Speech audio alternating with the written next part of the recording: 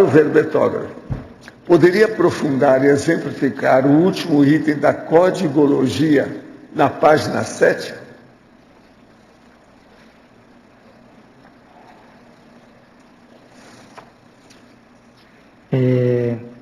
Deixa eu ler aqui, então. As estratégias relacionadas ao Código Pessoal de Cosmoética, CPC, na condição de algoritmo para qualificação do autocomportamento, etologia. Bem, a ideia que a gente colocou aqui é que dentro desse Código Pessoal de Cosmoética, né, então você vai colocar o quê? São aqueles itens, às vezes, que você ainda não está dominando, ou condições que você tem que superar, né? Então, dentro dessas estratégias que você vai colocar, de que você vai se superar, você tem que colocar lá quando, por exemplo, o que você faz no caso, por exemplo, de você falhar. Eu vou te dar, assim, sei lá, um exemplo, que eu, por exemplo, coloquei aqui no meu caso, né? Por exemplo, quando eu estou diante de determinadas situações que parecem, assim, difíceis, né, de decidir, ou então que parece estar num beco sem saída, né? Então, eu coloco como princípio para mim o seguinte: olha, eu tenho que achar mais possibilidades. Não pode ser só essas primeiras que eu estou encontrando. Então, isso para mim é como se fosse um princípio, para justamente eu não cair no quê? Naquela ideia de ficar com a visão curta e não achar uma solução que de repente pode ser uma solução melhor.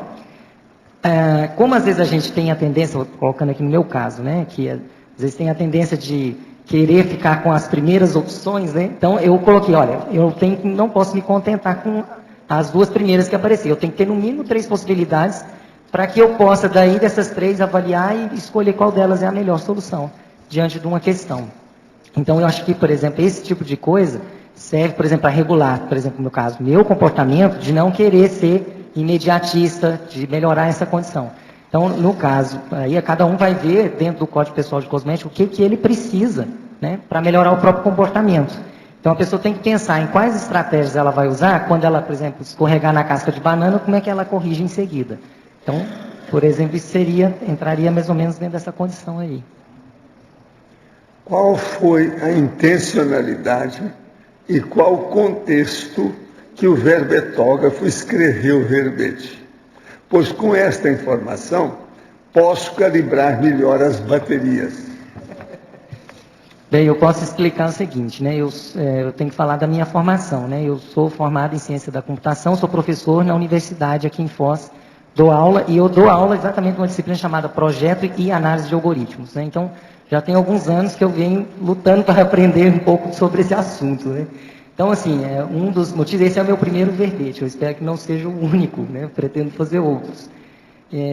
Então, eu escolhi um tema que eu lido mais no meu dia a dia, que eu achei que para começar, para quem está começando, seria uma boa saída. Então, esse foi a minha intenção, foi nesse sentido, né? E, de alguma forma, tentar contribuir, sei lá, com as pessoas, com uma coisa que eu acho que vamos dizer assim, é útil. Pelo menos para mim tem sido útil, né? Nesse tempo todo que eu estou lidando, estudando com isso, eu vejo que isso tem utilidade.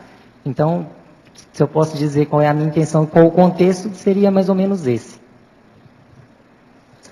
Eu quero dizer que hoje termina o 2º Festival de Inverno do bairro Cognópolis.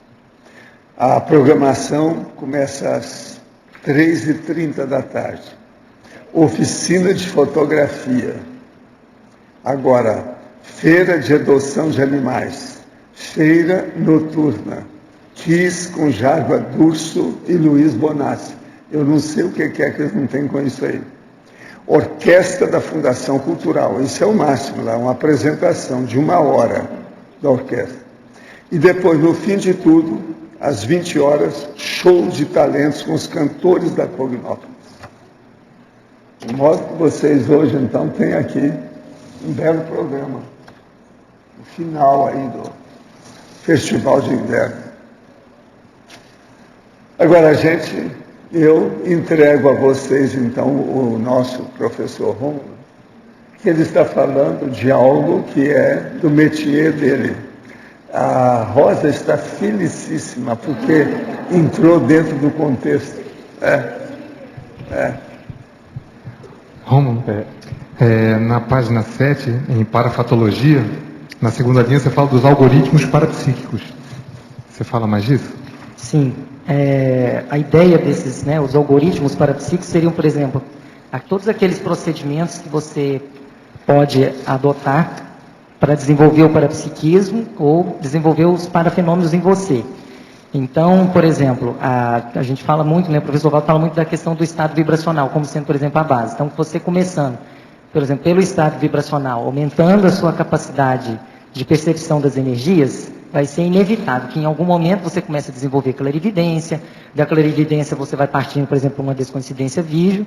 Então, esses, vamos dizer assim, se fosse dar os algoritmos parapsíquicos, é como se fosse colocar assim, ó, o primeiro passo, por exemplo, é o estado vibracional. Depois, entendeu? Vai nesse crescendo, né, até você obter os resultados que você espera, né? Então, por exemplo, nesse sentido, eu posso falar assim, quando eu conheci a Conscienciologia, né, em 2002, quando eu peguei, eu não conhecia a técnica do estado vibracional, nunca tinha ouvido falar, e aí quando eu vi aquilo, a minha percepção energética era muito pobre, pelo menos naquela época, né, como eu avalio. E eu resolvi aplicar e falar, ó, vou fazer aqui, sei lá, um experimento comigo mesmo, de durante tantos meses eu vou tentar aplicar esse negócio aqui, vamos ver que se dá alguma diferença. E realmente eu vi que depois de 3 meses a minha percepção energética tinha aumentado consideravelmente. Então eu vi, falei, funciona. Né? Então, o algoritmo parapsíquico seriam exatamente essas ideias, você ter os passos que você pode seguir, das técnicas, para você atingir um determinado objetivo, desse ponto de vista parapsíquico, né? De você ter um domínio maior, né, dos fenômenos, saber classificar e entender como é que os fenômenos ocorrem em você.